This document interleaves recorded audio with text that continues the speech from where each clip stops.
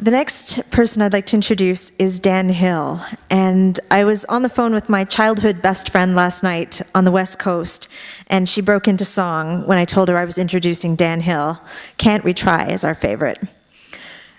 Dan is the second generation born in Toronto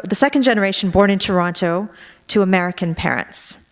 His parents are an interracial couple who moved to Toronto to escape racism and McCarthyism of the time.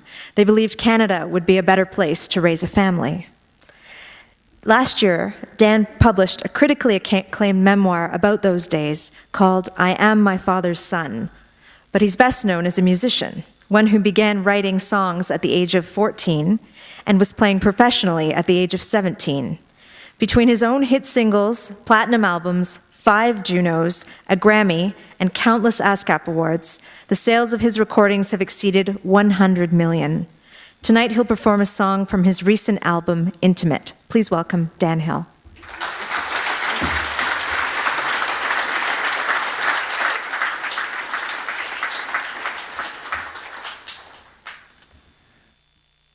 Well, I'm honored, humbled to be here, and it's true, a lot of what Ratna had to say resonated with me and my parents' experience for sure. It was against the law in most states in America to be interracially married. So at the best, my parents would have been thrown in jail. So they did come to Canada to find a better world and experienced many of the same things, even though on the surface it seems like America and Canada are similar. When you really dig below the surface, they're remarkably different countries. My father, like June Callwood, devoted his life to human rights. And I actually first became aware of June Callwood, her courage, vision, fierce intelligence, and her devotion to enlightening and humanizing our world through my dad. My father and Miss Callwood were similarly driven, both pioneers, light years ahead of their time, when it came to being tireless advocates of social justice.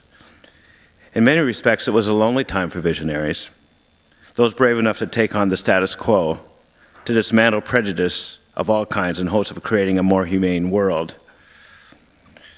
Like my father, like Callwood, were often labeled commies, pinkos, weirdos, or worse.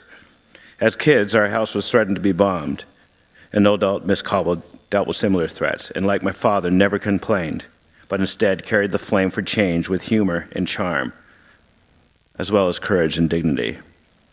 I had the pleasure of meeting June Callwood when I sang 2 songs in 1986 during a fundraiser to raise money for Casey House.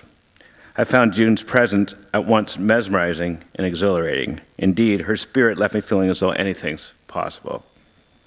So it's my honor to be here as part of the June Callwood Lecture series. One last thing, the song I'm about to play is the last song I played for my father before he died. Not unlike a lot of social activists, and I've known quite a few through my father and read about quite a few, there was a disconnect between the way sometimes activists behave in the outside world and within the confines of their own home. My dad used to have this saying, a man has as many selves as he has situations. He was pretty hard on us, in other words.